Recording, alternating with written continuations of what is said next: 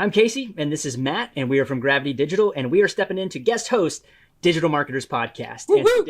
today we are highlighting some of the content that we've recently filmed in the content certification, specifically video, because that's what we do. Kind of our thing. Kind of our thing.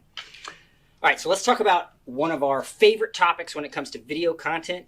Let me ask you, what's the most important thing of the process when you're creating a video? Well, everyone likes to think about the cameras and the equipment and the lights because it's like fun and exciting, but without a doubt, message is the most important thing. I agree 100%. Now, what's the thing that people spend the least amount of time on typically when it comes to creating video? I would say the message. The message. That's right. So let's talk about like topic generation. How do you know what to create your videos about? Because some people, it's like they want to do video, but then they sit down and it's like, oh, I don't know what to talk about. Well, it's probably the biggest roadblock that people have. Like they have a desire to do video, they want to create it, but they just have no idea where to start. So I think we've got some good kind of keys to get them started. Let me ask you this kind of question. Does content creation, when you're trying to come up with topics, does it differ along the lines of like organic versus paid?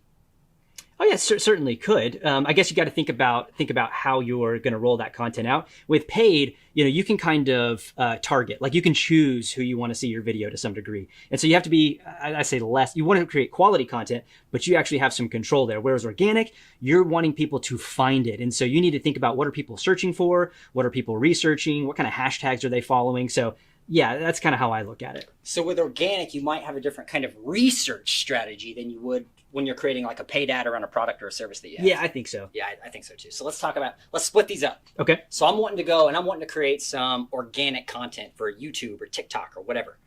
How do I figure out what to create my videos around? Organic, that's a great question. I guess one of the places you can start are, I guess what most people probably already have that's very accessible is reviews. Yeah, you've already got reviews for your products, for your services, for your business. The other thing is your competitors, they have reviews. Yeah. So I think that's a great place to kind of jump into and start your research. Yeah. Also, I think, so if you're going to create something specific for like YouTube or specific for TikTok, would you say it's a good idea to go again? Because they're all search engines, right? Yep. Like there's a search feature on every video platform basically that there is. Would you say it's a good idea to like go in and say, let's see, I sell hats for goats. I wonder, let me see if anybody's doing anything around, how do I get my goat to stop eating his hat?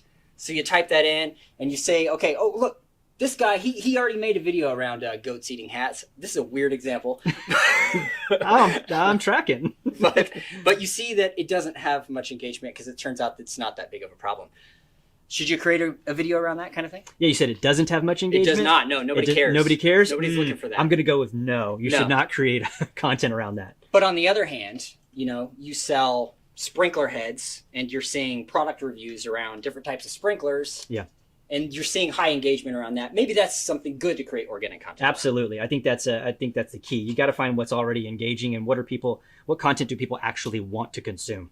Yeah. And I think using those search engines, it's not good just to see like what are people interested in, but it's also important to see like the styles for the individual, because video content on YouTube is going to look a lot different than video content on TikTok. So as you're doing your research on topic generation, it's also good to pay attention to like how do people talk, what kind of editing techniques are you using, what's the ratio, is it tall, is it wide? Totally. How long are they? Are they long? Are they short? Yeah, and while you're there looking at those examples, what kind of engagement are they getting? Does it have a lot of views? Does it have a lot of comments? That can kind of send you a signal as well on whether you've got something that's a topic you should be creating content around. Yeah, so one of the tools that we like, other than just like the native search functions, vidIQ is really good for like YouTube. Yeah, I think that's super solid. I think just like you talked about, you've got to be able to kind of read a few metrics. You don't have to go super deep. Yeah. But in terms of like, let's say you've that sprinkler example. Let's say you have an irrigation company. Yeah. And you're wanting to create some content for your business. You can kind of take a look and say, okay, if I'm looking at something like how to repair a sprinkler head, because I'm on YouTube, because I need this information. I've got a broken sprinkler head. I want to get it fixed. And you put that into vidIQ, and you can see that it doesn't have very many searches. No. There's not very many people looking for it. Yeah, because they're probably going to replace it, not repair it. Right? Yeah, so it's like, oh, I got to fix this sprinkler head. Exactly. So it kind of sends a signal to you that maybe not, but you can like take a look at maybe like the smart controllers, like everyone's like hooking it up to their phone so they can do all the fancy stuff. That like those reviews for those units have like a lot of search volume, but there's not a lot of competition. Bingo, you have found something that you need to create some content around. Cool. Okay, so that's organic. On the paid side, you mentioned reviews. So like when we're talking about, like features and benefits, and like when you sell a product, when it's like yours and it's like your baby and you're so proud of it, you have typically business owners have a much different viewpoint on their product or service than the actual end user does. Very much. So it's so important to go like read like your customers' actual words they put on their reviews. Yes. And like what's important to them. And then go read your competitors' reviews, because sometimes it's like, oh, that guy that sells the same thing I do, he's not very good at that, but I am. Well, that's a great thing to make an ad around. And I like the way you said, like, your customers use different words than you do. Like you have different lingo, different vocabulary that you use to describe products, services, and things like that. But I think that's one of the biggest tips we've picked up on is use your customers' words, not your words, because you want people like your current customer. So use those words. Yeah, talk about that. We have a client. Basically it's doctors that come to your home. It's like home visits for doctors, like the old days. Like, they don't have the little alligator bag, but I wish they did. Yeah. But talk a little bit, because we did a video for them where we used actual customer reviews in the video. Yeah. We've done it for a lot of people, but this one particularly, it's service based. Yeah. And some of the results were it was outstanding. So it was a super easy video, just some really beautiful B-roll of the doctor like visiting with patients in their home. And we just laid those reviews right over the top. And rather than us having to say, oh, hey, we come to you, it was like, my son didn't even have to get out of his PJs and he got to stay on the couch. That's so much more effective than us trying to come up with some kind of marketing speak where we try to explain that. Yeah. That ad was fabulous. That ad ran for almost 2 years. And it had a ROAS of like 8. It started at like 20. We told the client, this is probably not going to hold at this level, but it was super profitable for several years. Yeah, it's amazing. And I love the tone, because in healthcare, typically, not just healthcare, but a lot of industries, like you get the attitude with a lot of them is, it's the main guy, and he's like, we're the best. Yeah. And that's not as trust building as like your people, your customers, your patients, your customers, the people that are like the people who are watching the video saying, you know what, these guys, these are the best. It like changed our lives. That's so much more trust building than whatever like marketing speak you can typically come up with. Totally. Yeah. So, what are some other ways that people can do some research? This one is super far-fetched. And so like reviews is great because like it's already published and you can find it. The other way is, talk to your customers and ask them questions. Oh, it's so hard to do.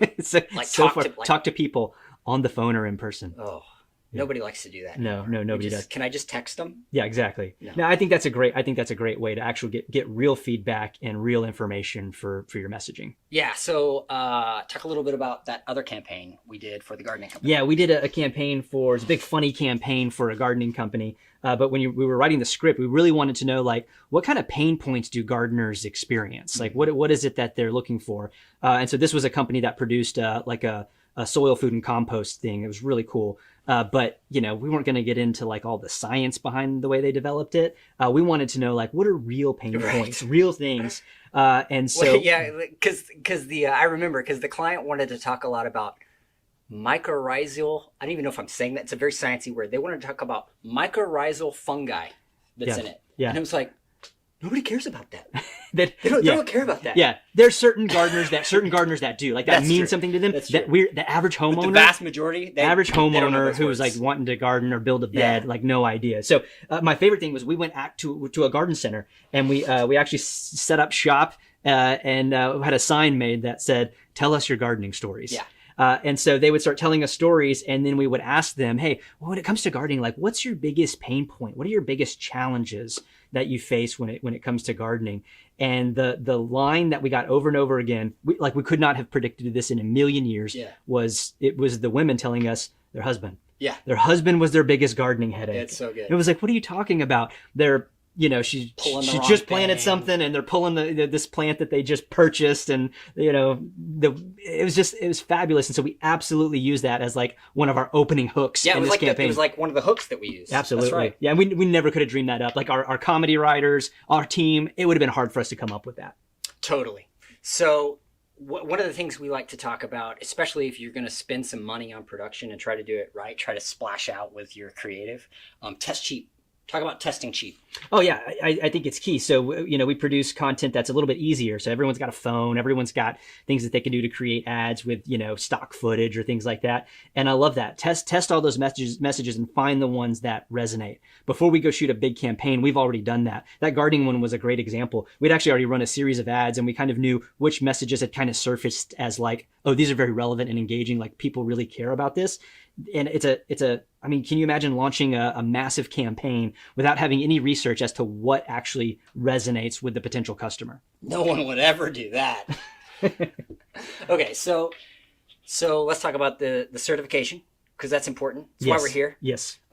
So we talk about topic generation, but Absolutely. in that certification, we're also going to talk about equipment, tools. We're going to talk about the different platforms. We're going to talk about the future of video content. A lot of fun things. So people should check that out. Absolutely check that out. So thanks for joining us. We're Matt and Casey from Gravity Digital. It's been an honor to guest host the Digital Marketer Podcast. You can find us at gravitydigital.com or on YouTube or Instagram.